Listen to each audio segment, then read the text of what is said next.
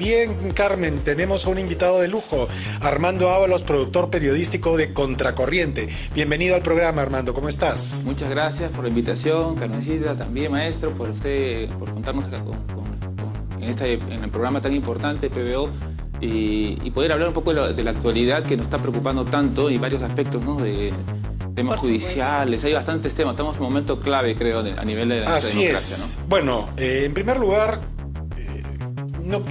yo quisiera empezar por un tema que le atañe a los periodistas, ¿no?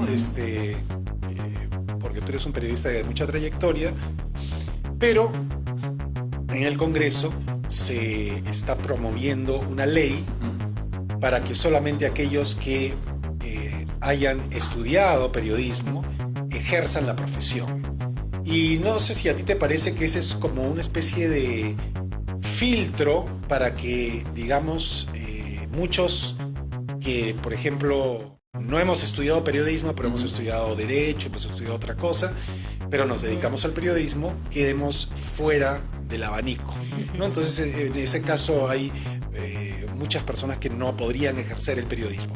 ¿A ti qué te parece ese tipo de leyes? En realidad me parece muy riesgosa, muy peligroso, y te dice mucho también en la coyuntura en que se da, ¿no? Venimos de un gobierno con altos índices de corrupción y donde se utilizan este tipo de proyectos para un poco manejar a los periodistas, a la comunicación, ¿no? El tema esto no es nuevo, hace 2018 también se intentó, en el gobierno de Alan García también hubo un intento también parecido, y en el caso se violan muchos artículos en tema de los derechos, la Comisión Interamericana de Derechos Humanos también ya se ha pronunciado, el Tribunal Constitucional también ha aceptado jurisprudencia de que el ejercicio del periodismo es libre. Es lógico también que debe haber un poco del tema de la colegiatura de los periodistas, es importante, pero eso no debería limitar al ejercicio como tal, ¿no? Yo siempre digo que el tema del periodismo es mucho tema de vocación, ¿no? Y el tema de que se pueda limitar solamente el ejercicio es muy riesgoso en realidad, ¿no? Y se puede utilizar para otros fines, para fines políticos. Precisamente para callar voces. Para callar voces, ¿no? Y lamentablemente... Ok. Entonces es lamentable que a veces se tiendan a usar este tipo de normas, ¿no? Para limitar. Y por ejemplo, en el caso del periodismo, muchos periodistas a veces la realidad, las normas tienen que dar en base a la realidad, ¿no? Y a veces en el periodismo no todos tenemos a veces la licenciatura inmediatamente. Muchos hemos trabajado muchos años en el periodismo, después de varios años empezamos ya a veces a tener los títulos y toda la cosa. Entonces, y me pasan muchas cosas. En la provincia, en el interior del país, hay muchas zonas del Perú donde no existen ni siquiera facultades de comunicación. Entonces, por ejemplo, Madre de Dios, Huancavelica, entonces se limitaría totalmente, nadie podría ejercer en esas zonas. Entonces, eso ir un poco contra la realidad. A mí me pasó una anécdota muy curiosa, porque una vez estudié en Tarapoto a dictar una charla y me dijeron, vas a dictar con los estudiantes de primer ciclo. Cuando fui, todos eran alumnos mayores que yo o de mi edad.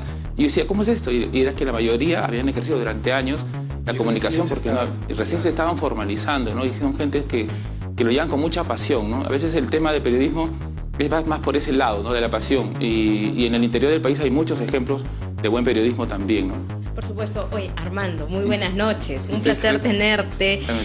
Recuerdo un poco mi paso por Contracorriente, haber trabajado contigo, claro. El trabajo de investigación que se realiza ahí, sobre todo al conocerte y saber la buena pluma que eres y el productor periodístico de uno de los dominicales que se está imponiendo también en un horario tan difícil.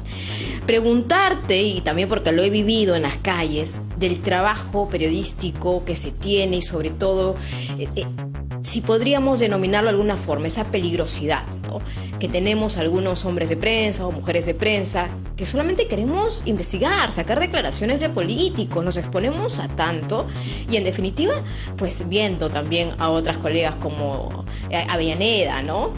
Y también a Iván, por ejemplo, ¿no? Que son incisivos y que tratan simplemente de buscar una versión, porque lo que quiere la ciudadanía y la opinión pública es una versión de sus políticos, obviamente. ¿Cómo están manejando eso? ¿Cuál es tu perspectiva de lectura de del manejo del ejercicio periodístico en las calles, ¿no? Y hasta qué punto también hay un límite. Imagino que eso también es parte del tanteo, el monitoreo diario y de acuerdo también a la temática que están investigando, ¿no? Y los personajes. Claro, y por ejemplo ahí entra ligado al tema anterior, el tema de la vocación, como tú te comentaba, porque por ejemplo yo he visto y ves, para mí es un placer estar en un equipo donde hay muchos jóvenes de los que yo aprendo y que veo que realizan con tanta, por ejemplo Iván ha sido amenazado varias veces, a su propia familia, entonces por hacer investigación, y a veces hacer investigación en este país es complicado, ¿no? Y en tema de unas de las autoridades, tú has estado como fundadora prácticamente del programa también, y veía pues se quedaban de madrugada hasta tarde, y eso es importante, ¿no? Y por eso te digo, eso lo hacen los verdaderos periodistas, ¿no? Los periodistas de corazón, y que te pongan a ti un cortapisa, que solamente los que ponen licenciados, entonces colegiados, creo que no va por ese lado. Claro, no es una condicionante que realmente considero a estas alturas, pues debe tomarse en cuenta para el ejercicio periodístico. A ver, siempre lo he dicho, Ricardo, y con la experiencia y teniendo un padre que es periodista, a ver, el periodista es por años. Sí. Armando, uno se forma por años y esa pasión tal vez se transmite de generación en generación. Sí, lo llevan en el ADN a uno, ¿no? Claro. Yo escribí un libro que se llama El Corresponsal, que lo comento ¿por qué? Porque, por ejemplo, en provincias encontré casos de que te da ganas de llorar del amor al periodismo. Y tenía un corresponsal que trabajaba en Latina, Delca Rosales, que un día ocurrió un accidente, una embarcación se inflamó, se incendió. Él fue a cubrir y cuando llegó encontró a su pariente, a su suegro, casi calcinado. Y tuvo que cubrir eso, imagínate. Entonces, ese dolor de estar ahí, y a pesar de eso llevó la información. Y él no tenía, obviamente, el título, no estaba estudiando, pero yo le digo, si entra esa ley, o sea, él no puede ejercerlo.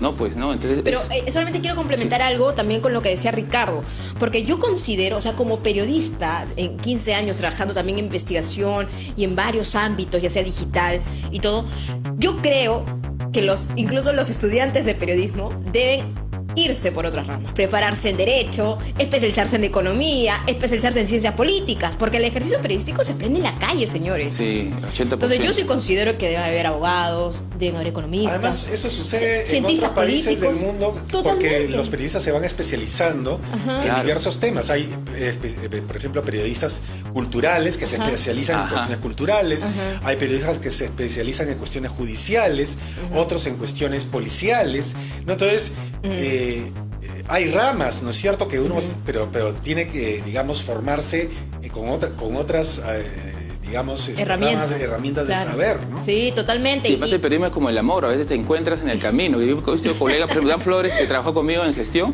es formado de Derecho, abogado, y entró al periodismo y no lo ha dejado, ahora es editor en Perú 21. Claro. Pero tú veías cómo él iba descubriendo primero el periodismo y después se apasionaba, y ahí ha avanzado tantas cosas. Entonces creo que esa norma no es compatible con la realidad, ¿no?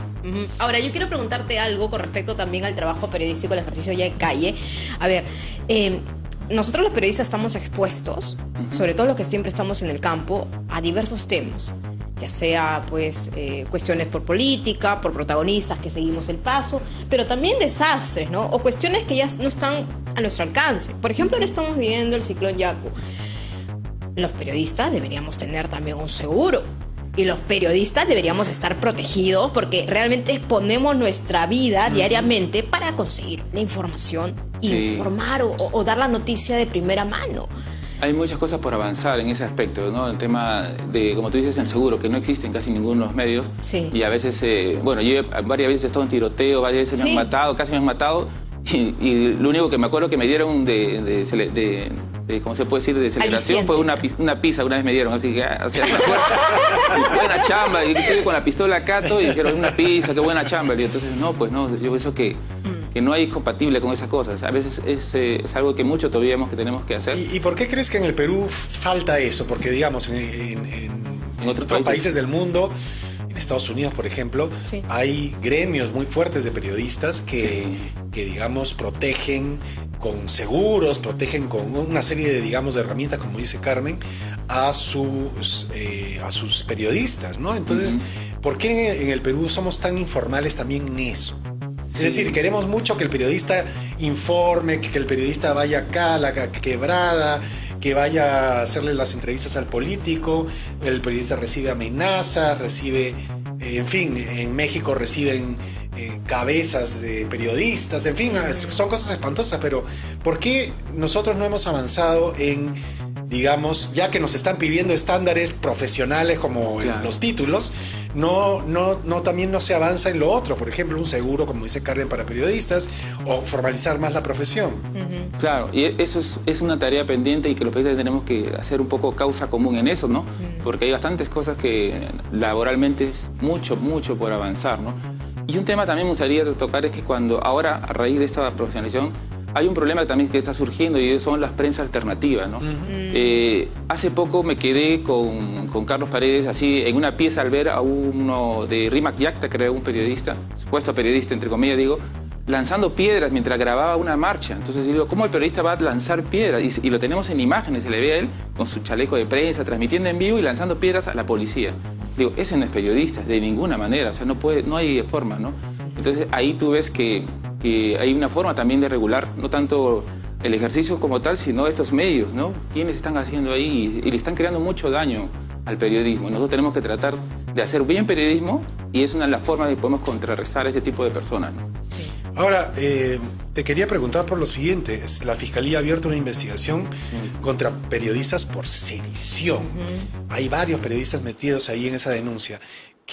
¿Cómo se puede explicar que la Fiscalía sea tan torpe en abrir una investigación a periodistas que a veces hasta son solamente reporteros, por sedición? Sedición, incluso hablan con adjetivos netamente políticos, por ejemplo, o sea, ideológicos, ¿no? Como dicen, organizado por empresas de derecha, ¿no? O sea, organización criminal te habla, ¿no? Y no hay un hilo conductor tampoco, o sea, no hay pruebas, evidencias que pueda concatenar para decir que hay una organización criminal que va a ese lado. Entonces, y además defiende a un régimen que al final ha sido, pues, obviamente demostrado que hay un tema de corrupción. Es bien, no solamente preocupante, sino creo que ahí el Ministerio Público, a través de órganos de control interno, debería actuar. Pero en estos casos sí, porque se ve en el documento de que no hay un sustento legal para poder atribuir esos delitos como tal a las personas, ¿no? Hay otros, se puede incluso hablar de difamación, o se puede hablar de otros, pero de ahí a sedición es algo grave, ¿no? Grave. Más bien parece un amedrentamiento, ¿no te parece? Claro, es decir, es como amedrentarte para que no seas. Claro. Sí, es preocupante, y no había visto antes ese tipo así de denuncias en todos los años que tengo, que a un periodista de ese tipo, por ese tipo de cosas, nos anuncia de sedición, ¿no? ¿Y cuál es el comentario precisamente entre los periodistas de investigación, ¿no? O sea, en el día a día, o sea, me imagino que lo has hablado con Carlos Paredes sobre el tema y también con tus periodistas. Sí, bueno, y siempre te deja un poco de preocupación, pero igual hay que seguir adelante, ¿no? Y a veces esos tipos de hechos, o sea, lo bueno es que también exigir a las empresas que nos apoyen, ¿no? O sea, las empresas como tal, porque a veces para un periodista conseguir un abogado, seguir todo ese proceso es bien complicado. Es caro, además. Es caro, ¿no? Entonces ahí se necesita mucho el tema del respaldo empresarial, que sí, a veces en el caso de Huila lo tenemos, pero a veces no todas las empresas lo dan, ¿no? Entonces ese es un poquito también inquietante, por decirlo menos, ¿no? Claro, y con todo lo que estamos hablando en estos momentos, me parece que puede ser también que los periodistas que nos están escuchando, colegas, nos podríamos juntar, nos podríamos hacer una fuerza común para generar también un espacio, un intercambio de diálogo para saber a dónde va también el futuro periodístico del Perú como tal, ¿no? Y también no solamente dar una mirada desde Lima, y eso también es un mea culpa que tenemos todos los colegas desde Lima, sino darnos cuenta que está pasando cosas en el interior del país y que simplemente o no lo queremos ver, o volteamos la mirada hacia otro punto. Entonces debemos ser conscientes también de los errores y generar también un cambio desde la información y del periodismo de investigación. Tienes razón ahí. Por ejemplo, la prensa alternativa que te decías, que hay mucho cuestionable, pero no surge de la nada. O sea, es porque también como periodistas en grupo hemos dejado vacíos, ¿no? Y no hemos visto cosas que el interior del Perú que se están dando. Entonces, a veces en el interior del país se sienten de que no están representados, y entonces ahí tenemos que empezar a cubrir esos vacíos, ¿no? A mí muchas veces me pasaba en el interior que yo iba y veía, y por ejemplo, en provincias sacaban una nieve en Javier Prado. Entonces la gente decía, a mí qué me interesa, y ahí en su pueblo estaban muriendo por hambre, ¿no? Había un desastre naturales y no veían ni un poquito en los medios de Lima. Entonces creamos ese distanciamiento que al final genera que esos personajes aprovechen esos vacíos, ¿no? Sí. Ahora, otro tema interesante con el periodismo son las posiciones políticas e ideológicas. Yo recuerdo que hace unos años atrás varios ya, cuando empecé yo recién a hacer periodismo en el 2000, habían grupos de periodistas de diferentes tendencias que se reunían, por ejemplo, una vez al mes y en un almuerzo para intercambiar opiniones. Nadie pensaba igual, pero digamos, había una tolerancia. Y parece que después se ha roto eso y ahora se han convertido en enemigos. Es decir, los periodistas son como... digamos, yo estoy en mi trinchera y tú estás en tu trinchera y nos odiamos a muerte y nos disparamos todos los días y ya no hay esa comunión que había antes, que precisamente enriquecía la labor periodística, porque uno intercambiaba información, uno podía debatir, uno podía estar de acuerdo, pero digamos había un gremio, ¿no? Ahora parece ser que eso estalló con las cuestiones ideológicas y políticas. ¿Por qué crees que ha pasado eso? Y es lamentable. Por ejemplo, un tema que a mí me da pena es la mezquindad que a veces hay en el gremio, ¿no? A veces, o sea, si un colega saca una primicia, bacán, o sea, yo le digo, pucha, qué buena chamba, y eso me motiva a ser mejor, ¿no? O sea, competir sanamente. Pero a veces vemos que los medios o no quieren ver cuando sale una primicia o una nota, o si no, lo boicotean, ¿no? Y eso antes no se daba. Antes no, o sea, que era... Y incluso yo me acuerdo cuando hacía prensa escrita, sacaban una nota y yo lo llamaba, mira, y se mataban de risa, eres un desgraciado, me has ganado. Pero ya tenía, y a la otra semana así luchamos y al final nos íbamos a tomar un vinito y esto, y lo pasaba acá y somos amigos durante años. Actualmente sacas otra, no, porque eres de Willas, ya no te quiero, o sea, o es de otro medio. Exactamente, sí. Eso, pero ¿por qué se ha producido eso? ¿Cuál es tu explicación? De verdad que es bien, yo creo que es una suma, como el surgimiento también esto de la polarización, el surgimiento también de esta prensa alternativa que está mellando tanto, ¿no? La división. El tema político ha generado mucha, por ejemplo, el hecho de Castillo ha sido, creo que uno de los factores peores todavía que ha hecho la división desde que entró, ¿no? La división, el separar a los buenos, los malos, la gente rica y los pobres, ¿no? Yo siempre digo, o sea, que el ser rico, no puede haber gente buena siendo rico, o sea, el discurso de divisionismo ha calado mucho, ¿no? Y en el interior del país, por ejemplo, había mucho resentimiento, ¿no? Y estos políticos han asusado ese resentimiento y se ha generado un poco más de este tema, ¿no?